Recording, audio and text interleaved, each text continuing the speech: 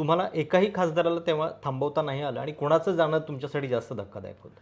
नाही, सगळ्यांचंच जाणं धक्कादायक होतं. त्यामुळे देशामध्ये लोकशाहीवरच आता प्रश्न निर्माण झालेला आहे, दुर्दैव आहे. साहजिक आहे, व्हीप म्हणून तुमची गरज त्यांना खूप असणार आहे. तुम्हालाही फोडण्याचा प्रयत्न झाला होता का व्हीप म्हणून?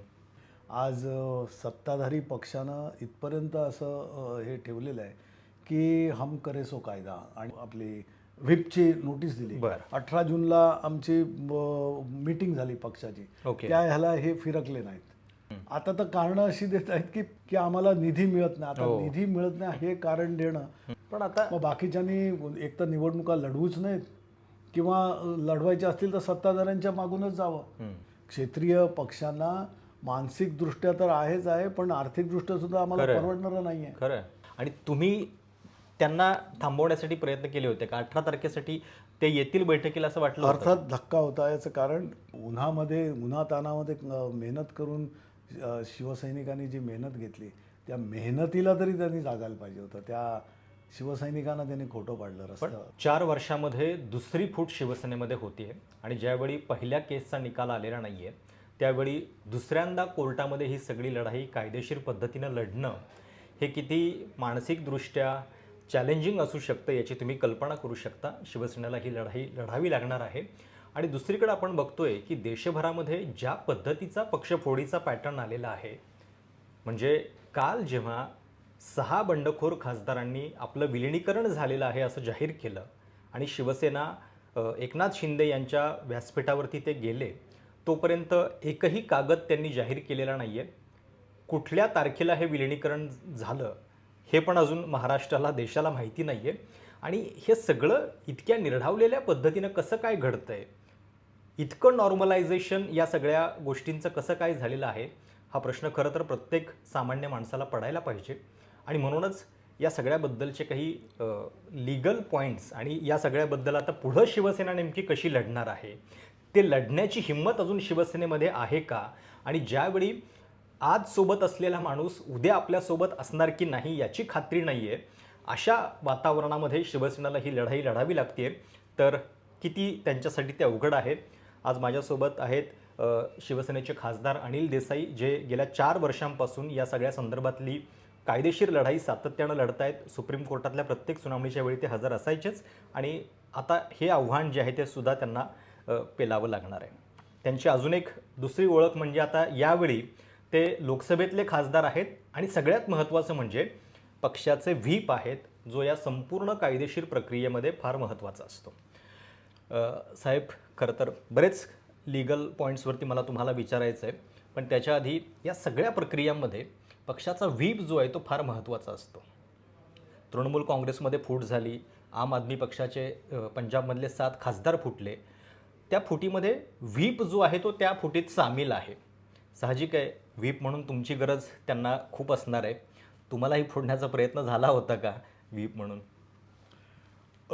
माझ्याजवळ अशा प्रकारचं हे झालेलं नाही, हा भाग निराळा. पण या ज्या लेजिस्लेचर पार्टीच्या संदर्भामध्ये लोकसभेमध्ये असेल, लेजिस्लेटिव्ह असेंब्लीमध्ये असेल, या ज्या वेळेला अशा प्रकारची एक बैठक होते, त्यावेळेला त्याला संरक्षण देणं हे त्या सभागृहाच्या, लोकसभा असेल तर लोकसभा अध्यक्षांचं, लेजिस्लेटिव्ह असेंब्ली असेल तर तिथल्या अध्यक्षांचं, अशा याच्यामध्ये चौकटीमध्ये हे सगळे पक्ष, लेजिस्लेचर पार्टी, पॉलिटिकल पार्टीचे लेजिस्लेचर पार्टी तिथे स्थापन होते. त्यामध्ये मग त्यांचं leader of the group leader असतो. ग्रुप लीडर झाला की मुख्य प्रतोद असतो. त्याच्यानंतर फ्लोअरचे वेगवेगळे लीडरशिप, अशा प्रकारची नेमणुका तुम्ही करू शकता. पण या महत्त्वाच्या असतात आणि त्याने एक व्यवस्थित त्याची मांडणी असते प्रत्येक पक्षाच्या याची, की फ्लोअरवर विषय ज्या वेळेला येतात त्यावेळेला सत्ताधारी पक्षाकडनं, विरोधी पक्षाकडनं वगैरे या सगळ्या गोष्टीची एक अरेंजमेंट, ज्याला व्यवस्था म्हणतात, ती व्यवस्था असते. आज या सगळ्या व्यवस्था म्हणा किंवा या सगळ्या गोष्टी जवळजवळ धुळीस मिळतात की काय, अशी परिस्थिती निर्माण झालेली आहे. आज सत्ताधारी पक्षानं इथपर्यंत असं हे ठेवलेलं आहे की हम करे सो कायदा, आणि त्याला दुर्दैवानं तशा प्रकारची साथ ही ज्या ठिकाणी कॉन्स्टिट्युशनल पोझिशन्स आहेत, अथॉरिटीज आहेत, त्या ठिकाणून सुद्धा त्याला विरोध तशा प्रकारे होताना किंवा सरळ सरळ शिओ मोटो ॲक्शन्स वगैरे कधी कधी आपण म्हणतो की या बाबतीमध्ये लक्ष घालणं गरजेचं असतं, तेही दुर्दैवानं होत नसल्याने लोकशाहीच्या बाबतीमध्ये सुद्धा एक चिंता होऊ घातलेली आहे. बरं, पण आता काल आम्ही जे बघितलं की एक पत्रकार परिषद झाली आणि त्याच्यामध्ये 6 खासदार आले आणि त्यांनी सांगितलं की आम्ही हा निर्णय घेतलेला आहे. अजून कुठलेही डॉक्युमेंट समोर आलेलं नाही आहे. तर हे कसं काय घडलं आणि तुमच्या दृष्टीने मग त्याला आता काय लिगल पद्धतीने चॅलेंज केलं जाणार? ज्या वेळेला ह्या गोष्टी फार माध्यमातनं, प्रिंट मीडियामधनं सारख्या यायला लागल्या आणि ज्यावेळेला याचं एक प्रमाण जास्तच झालं, म्हणजे हे विथ डिझाईन केलं होतं असंही वाटतं की माध्यमातनं अशा प्रकारच्या जास्तीत जास्त हे करून की आता हे होतच आहे, म्हणजे लोकांच्या कानावर सुद्धा उद्या झालेलं दिसलं तर काहीतरी आश्चर्य वाटू नये अशा प्रकारची एक डिझाईन झालेली दिसली. त्यावेळेला आम्ही पक्षाच्या माध्यमातून एक बैठकीचं आयोजन केलं. त्या 18 जूनची बैठक सकाळी 11 वाजता. आता ही व्हीपच्या बाबतीमध्ये भरपूर सगळ्या गोष्टी बोलल्या जातात. व्हीप हा इनसाइड द हाऊस, तुम्हाला पार्लमेंट हे असताना एखाद्या बिलावर कुठची तुम्हाला वोटिंग असेल किंवा महत्त्वाचं तुम्हाला मतदान करायचं असेल, डिव्हिजन घ्यायची असेल, या सगळ्या गोष्टींसाठी किंवा एक तुमच्या भूमिका मांडणं यासाठीच्या बैठका ज्या असतात त्या पार्लमेंट सेशन किंवा असेंब्ली सेशन असतं त्यावेळेला पक्षाच्याद्वारे व्हीपद्वारे केल्या जातात की महत्त्वाची चर्चा होते, तुम्ही सभागृहामध्ये उपस्थित राहणं वगैरे. परंतु त्याच्या बाहेरसुद्धा पक्षाच्यातर्फे शेवटी व्हीप हा पक्षादेश असतो, एक नोटीस असते. त्यामुळे पक्षाची रीतसर तशा प्रकारचे व्हीप काढून आम्ही बैठक बोलवली. त्याच वेळेला आम्ही लोकसभा अध्यक्षांना भेटलो की अशा प्रकारचं कुठचं तरी पाऊल कोणतरी घेतं आहे याची कुणकुण किंवा अशा प्रकारचं एक वातावरण जे माध्यमातनं आणि सगळीकडनं होतं आहे, तर त्याची खबरदारी घेत आपल्याजवळ आम्ही आलेलो आहोत आणि हे तुम्हाला कॅव्हिएट म्हणून आम्ही तुम्हाला बरोबर अशा प्रकारे कुठचा ग्रुप आला, कशा प्रकारे काय. हे तुम्ही 18 जूनला भेटलेल्या? आम्ही 16 जूनला भेटलेला. आम्ही म्हणजे आता 16 जूनची आमची हे दिली, आपली व्हीपची नोटीस दिली. 18 जूनला आमची मीटिंग झाली पक्षाची. त्या ह्याला हे फिरकले नाहीत, हे आलेले नाही आहेत. आम्ही त्या दरम्यान त्याच्यात 16च्या यालाच लोकसभा अध्यक्षांना भेटून हे दिलं की अशा प्रकारचं तुमच्याजवळ आलं तर तुम्ही आम्हाला ऐकणं गरजेचं आहे. बरोबर, पहिली बाजू. म्हणजे हे सगळं आम्ही केलं आणि तरी त्यांनी न जुमानता त्या गोष्टीला आलेले नाहीत. त्याच्यानंतर शो कॉज नोटीस आम्ही दिली त्यांना की 18 तारखेला तुम्ही हे मीटिंग बोलवली होती त्याला तुम्ही आलेले नाहीत. 18 तारखेच्या याला शो कॉज नोटीससुद्धा आमची गेली. आता शो कॉज नोटीसला त्यांना कारणे दाखवा याला त्यांचं एक हे असतं की आज तुम्ही ज्या पक्षाच्या चिन्हावर तुम्ही निवडून आलेले लोकसभेला, बरं लोकसभेला तुम्ही असंच कशा रीतीने करता, पक्षाजवळून तुम्ही AB फॉर्म तुम्ही घेतला, शिवसेना पक्षप्रमुख उद्धवजींच्या आशीर्वादाने तुम्ही बाकी सगळ्या गोष्टी करून घेतल्या, आज ऑफिशियली तुम्ही डिक्लेअर झाला कॅन्डिडेट म्हणून आणि मग तुम्हाला बाकीची कुठचीच बंधनं नाहीत. आता तर कारणं अशी देत आहेत की पक्षांतर बंदीच्या याच्यामधलं सगळ्यात मोठं की आम्हाला निधी मिळत नाही. आता निधी मिळत नाही हे कारण देणं म्हणजे आता कुठपर्यंत यांची लेवल गेलेली आहे आणि ती लेवल न्यू नॉर्मल म्हणतात त्या प्रकारचं काहीतरी एक हे होतंय की काय राजकारणामध्ये किंवा अशा प्रकारचा हा प्रश्न पडलेला आहे. या कुठच्याही गोष्टीला न जुमानता आता काल त्यांनी धडधडीत त्या एका वेगळ्या प्लॅटफॉर्मवर उभं राहून त्याबरोबर जे काय झालं ते तर सरळ शेड्यूल 10 जे आहे, परिशिष्ट 10च्या याच्यामध्ये जी काही तरतुदी आहेत त्या तरतुदीच्या याच्याप्रमाणे सरळ बाद होत आहेत. बरोबर, आणि बाद झालेच पाहिजेत. हो, म्हणूनच मला थोडंसं या तारखांबद्दलची उत्सुकता आहे की 16 तारखेला तुम्ही हे पत्र लोकसभा अध्यक्षांना दिलं, 18 जूनची बैठक बोलावली आणि काल हे सगळे जाऊन म्हणजे थेटपणे सांगतात की आम्ही विलीन झालेलो आहोत. आम आदमी पक्षाच्या बाबतीत, तृणमूलच्या बाबतीत किमान डॉक्युमेंट्स समोर आलेले होते की आम्ही आता अशा पद्धतीनं विलीन झालेलो आहोत. आत्ता जोपर्यंत आपण बोलतोय अजूनही लिगल डॉक्युमेंट समोर आलेले नाहीये, काही नाही. तर यावेळी स्ट्रॅटेजी यांची नेमकी काय दिसतीये आणि मग 16 तारखेच्या आधीच हे सगळं झालेलं आहे असं दाखवतील का? नाही, तसं करू शकत नाही. याचं कारण तशा प्रकारचं काही असतं तर लोकसभा अध्यक्षांनी त्या प्रकारचं हे जनतेसमोर आणलं असतं किंवा तुम्हाला सांगायला पाहिजे. याच्या अगोदर तुम्ही बघा जे झालेले आहेत त्यांना घेऊन त्या लोकसभा अध्यक्षांच्या जाऊन भेटलेले याचा फोटो येतो. मग हे त्या इतक्या प्रकारचे- चोरी छुप्या पद्धतीनं का चाललं? आज आज हे उघडकीस येईल काय आहे, काय नाही, हे जे यांचे प्लान्स आहेत हे त्यांना दाखवावेच लागतील. तुमचं आणि माझं त्याच्या पुढं जाऊन हे आहे की आज लोकशाही जी आपल्या देशामध्ये सगळ्यात मोठी लोकशाही म्हणतो आपण, तर आज अशा प्रकारच्या गोष्टी घडत आहेत. आज पश्चिम बंगालमध्ये म्हणा किंवा दिल्लीमध्ये आप बदल झालं. हो. आज शिवसेना आणि राष्ट्रीय काँग्रेस म्हणजे NCP बरोबर शरदचंद्र पवार साहेबांच्या बाबतीत झालं. तर या गोष्टीचं शो मोठो काहीतरी एक कॉन्स्टिट्युशनल या ज्या अथॉरिटीज आहेत, पोझिशन्स आहेत, यांनी का न घेणं हे हा एक सगळ्यात मोठा प्रश्न होऊन बसला आहे. एरवी तुम्ही लगेचच्या लगेच कुठल्याही बाबतीमध्ये जिथे गरज असते तिथे घ्यायलाच पाहिजे. पण त्या ह्याच्यामध्ये तुम्ही दाखवता तर आज देशाचं राजकारणच ज्या बेसवर तुम्ही शेवटी जी लोकशाही नांदते त्या ह्याच्यामध्ये जर या गोष्टीची दखल घेतली नाही तर मग ही कॉन्स्टिट्युशनल पोझिशन्स आणि अथॉरिटीज काय करतात हा हे सुद्धा प्रश्नचिन्ह सर्वसामान्यांना पडलं आहे. पण आता तुमचं पाऊल नेमकं काय असणार आहे? कारण शोकॉज नोटीस तुम्ही पाठवून झालेली आहे, त्याला त्यांचं उत्तर अजून आलेलं नाही. मग किती दिवसांचा वेळ तुम्ही दिला आता होता? त्यांनी तिकडून पत्र आमचं हे गेल्यानंतर त्यांनी बाजू मांडणं या गोष्टीचं किंवा आमची बाजू ऐका यासाठी लोकसभा अध्यक्षांनी आमच्या अरविंद सावंत जे आमचे लोकसभेमध्ये ग्रुप लीडर आहेत म्हणजे पक्षाचे गटनेते आहेत त्यांना तिथे पाचारण केलेलं आहे, त्यांना बोलवलेलं आहे. किती तारखेला? उद्या संध्याकाळी 5 वाजेपर्यंत. बरं. तर त्या बाबतीमध्ये सुद्धा आता अरविंद सावंत त्या एक्सटर्नल अफेअर्स पार्लमेंटरी कमिटीमध्ये सदस्य असल्याने त्यांचा या भागातूनच दौरा त्यांचा होता. म्हणजे या पार्श्वभूमीवरच त्यांचा दौरा, प्रत्येक कमिटी दौरा ठरवते आणि ते दौऱ्यावर आहेत. तर दौऱ्यावर असताना त्यांना हे कळलं की आपल्याला बोलवलेलं आहे. तशा प्रकारचं पत्र त्यांनी लोकसभा अध्यक्षांना हे केलं होतं की मी आपणच दिलेल्या जबाबदारीनुसार एका पार्लमेंटरी कमिटीच्या दौऱ्यावर आहे. तर त्यांना आता दुपारी असं आल्याचं कळतंय की तुम्हाला उद्या यायला लागेल. म्हणजे त्यांनी हे केलं होतं की मी दौरा संपल्यानंतर आणि त्या बाजूनं काही हालचाल त्यांनाही बोलवलं जाणार का? त्यांनाही बोलवलं जाईल? आता त्याची कल्पना नाही, कदाचित तशा प्रकारचं हे असेल तर, पण तसं सहसा होत नाही. कारण त्यांना काही समोरासमोर बोलून तशा प्रकारचं न्याय करण्याचं किंवा न्यायालय हे करण्याचं मला नाही वाटत तशा प्रकारची प्रथा आहे. पण आम्हाला ज्या गोष्टी आहेत त्या आम्ही आमच्या समोर त्यांच्यासमोर ठेवलेल्या आहेत की कशा तऱ्हेनं यांचं वागणं, त्या व्हिपला किंवा पक्षाच्या नोटिसीला उत्तर न देता तिथे कसलंही हे न करता तुम्ही उपस्थित न राहणं, शेड्यूल 10 परिशिष्ट 10मध्ये ज्या काही तरतुदी आहेत त्या लागू होतात. तुम्ही तुमची मेंबरशिप व्हॉलंटरीली मेंबरशिप तुम्ही सोडल्याचं हे होतं. तुम्ही दुसऱ्या पक्षाच्या या प्लॅटफॉर्मवर जाऊन सरळ सांगताय आम्ही आता याच्यामध्ये विलीन होतोय, म्हणजे तुम्ही डिस्क्वालिफिकेशन सरळ तुम्हाला लागू होत आहे शेड्यूल 10च्या. तर या गोष्टी लागू होत असताना इमिडिएटली ह्या बाबतीमध्ये पावलं उचलली गेली पाहिजेत आणि अशानं हे केलं पाहिजे. नाहीतर उद्या कोणीही कुठच्याही याला जुमानण्याचा प्रश्नच येत नाही. सत्ताधाऱ्यांनी फक्त हे करावं आणि मग विरोधी पक्ष वगैरे कशाला ठेवले.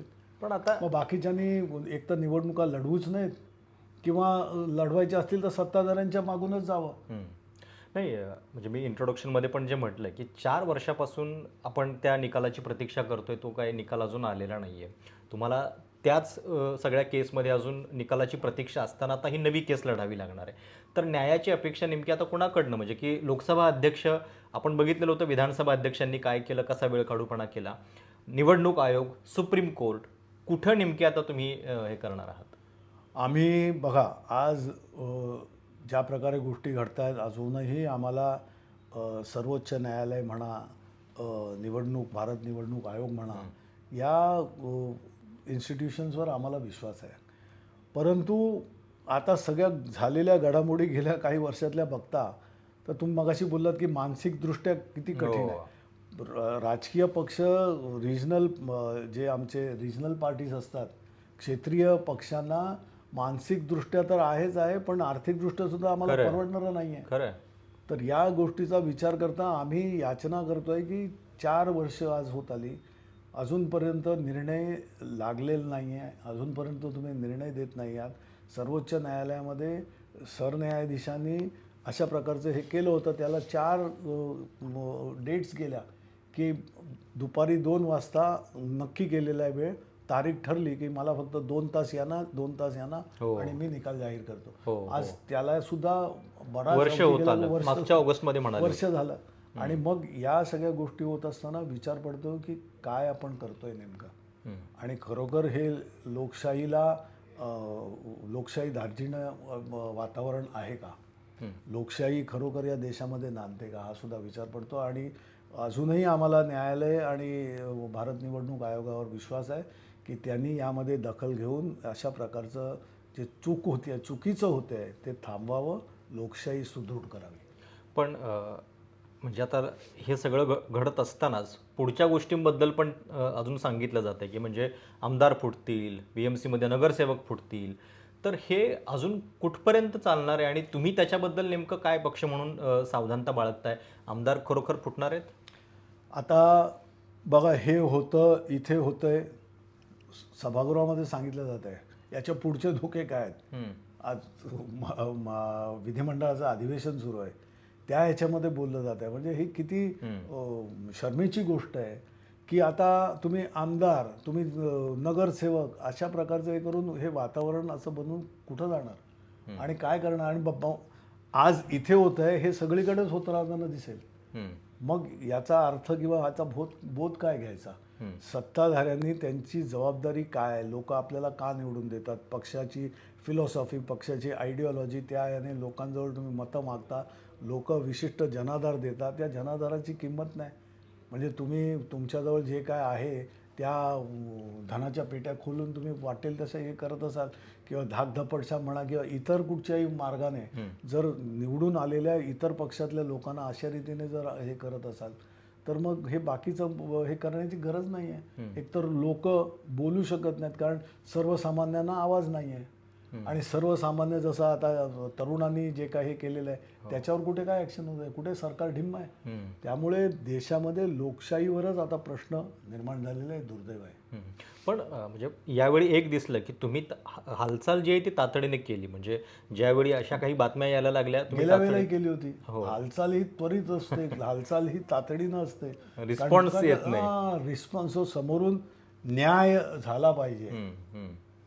या न्याय या हक्कासाठी जे लढतात त्यांना समोरून त्या अथॉरिटीने न्याय दिला पाहिजे. तो न्याय अपेक्षित आहे आणि तो लोकशाहीमध्ये आहेच आहे, पाहिजेच असतो. तो कुठे होतोय? जवळपास 5 ते 6 सरन्यायाधीश जे आहेत ते आपल्या केसपासून झालेले आहेत सुप्रीम कोर्टामध्ये आणि प्रत्येक वेळी नव्या सरन्यायाधीशांच्याकडनं अपेक्षा होती. आज हे जे घडतंय, तृणमूल, आम आदमी पक्ष, आता शिवसेना दुसऱ्यांदा, आणि काही लोक पुन्हा बातम्यांमध्ये चर्चा करतात की अजून सपामध्ये पण असं होऊ शकतं वगैरे वगैरे. तर त्याचवेळी आपल्या केसमध्ये हा निकाल आला असता तर हे सगळ्या पुढच्या गोष्टी थांबू शकल्या असत्या? निश्चितच.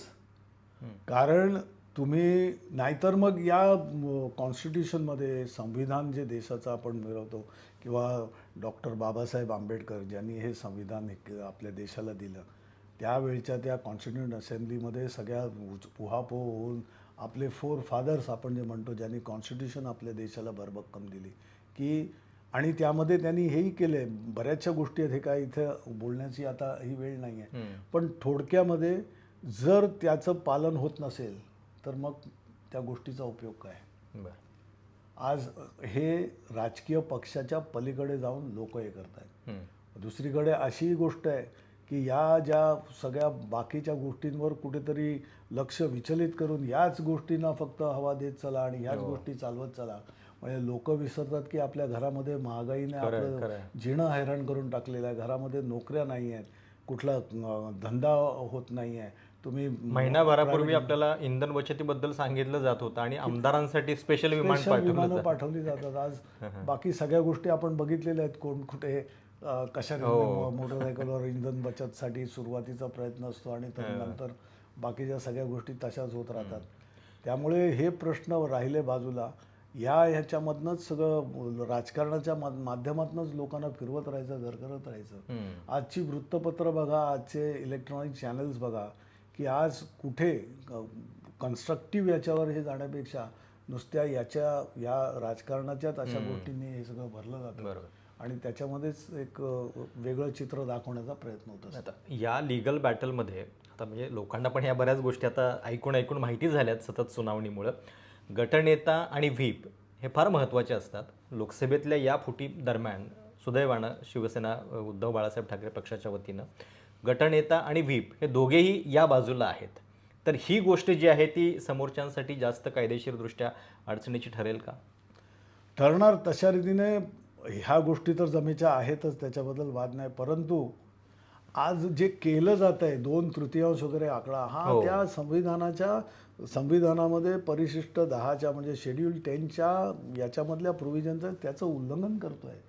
सरळ सरळ उल्लंघन करतोय. 2/3 निर्णय जो आहे तो करू शकत नाही. निर्णय मदर पार्टीलाच घ्यावा लागतो. तुमच्या ओरिजिनल पार्टीलाच घ्यायला लागतं. ओरिजिनल पार्टी मर्ज होणं दुसऱ्या पक्षामध्ये हे गरजेचं असतं. त्याच्यामध्ये तो आकडा 2/3 याच्या असावा किंवा त्याच्यापेक्षा जास्त असावा अशी तरतूद आहे.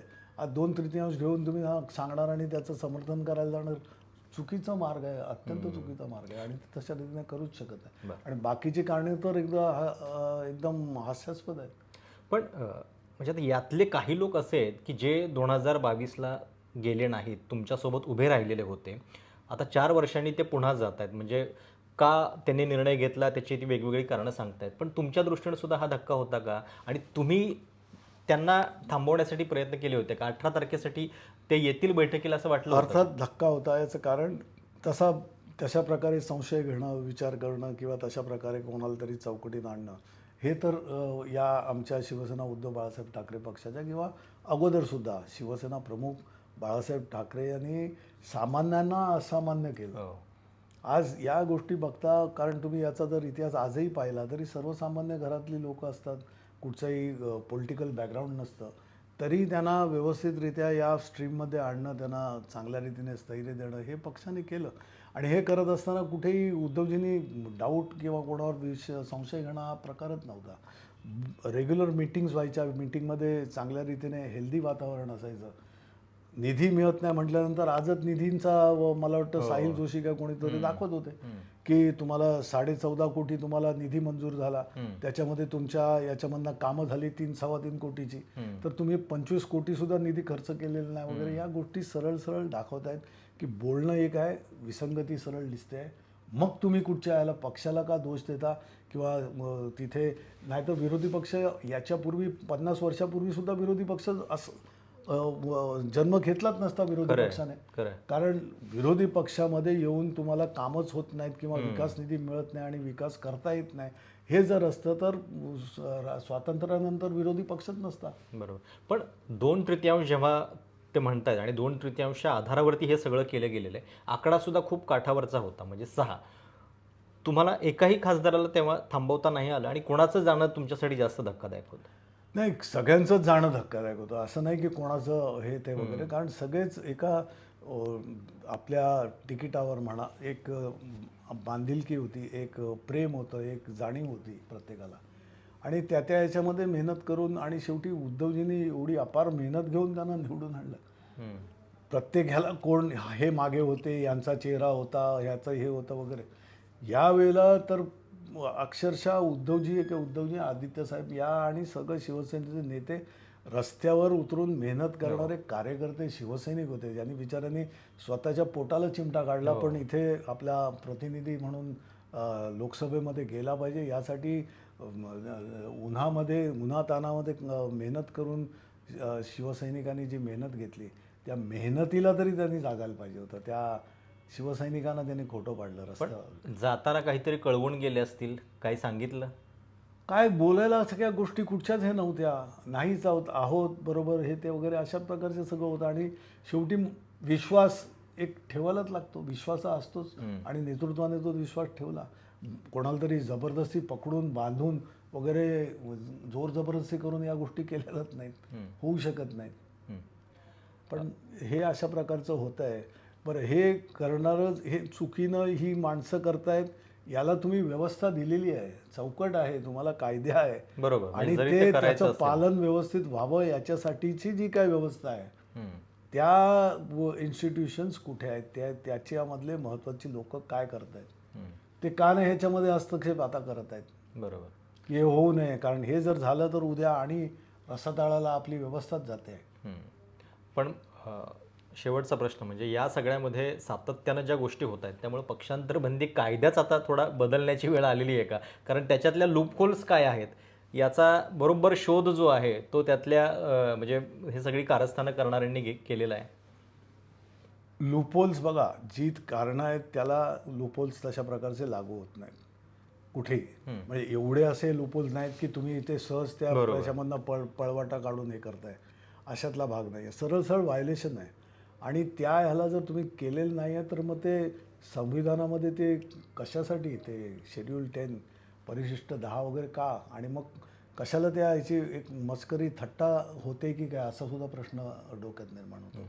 आणि ते होऊ नये, ही लोकशाही देशाची अशीच राहो, मजबूत राहो, वाढत राहो, सगळ्या जगामध्ये त्याला त्या आपल्या लोकशाहीचा हेवा वाटावा, असा आपला देश व्हायचा असेल तर या गोष्टीला आळा या व्यवस्थेने घातला पाहिजे. व्यवस्थेतील जे काही अधिकारी ज्यांच्या जबाबदाऱ्या आहेत त्यांनी या त्या जबाबदारीला जागून न्याय केला पाहिजे. सर धन्यवाद या संपूर्ण चर्चेबद्दल. आणि व्यवस्थेनं न्याय केला पाहिजे आणि या व्यवस्थेमध्ये सुप्रीम कोर्ट येतं, निवडणूक आयोग येतो आणि लोकसभा अध्यक्ष हे सुद्धा येतातच. अर्थात पक्षांतर बंदी कायद्याचा निर्णय जो आहे तो सुरुवातीला लोकसभा अध्यक्षांनाच घ्यायचा आहे. शिवसेनेला 4 वर्षामध्ये दुसऱ्यांदा ही लढाई पुन्हा लढावी लागणार आहे. कायदेशीरदृष्ट्या काय होतं आहे याच्याबद्दल खरोखर सामान्य माणसाला आता तेवढी आशा राहिलेली आहे का जितके अनिल देसाई साहेब दिसत आहेत हे आपल्याला कळेल पुढच्या काही दिवसामध्ये. पण देशाच्या लोकशाहीच्या दृष्टीनं ह्या अशा पद्धतीच्या घटना वाढत जाणं हे मात्र धोकादायक आहे. ही संपूर्ण मुलाखत तुम्हाला कशी वाटली, तुमच्या काही सूचना प्रतिक्रिया असतील तर आवर्जून कळवा. चॅनल सबस्क्राईब करायला विसरू नका.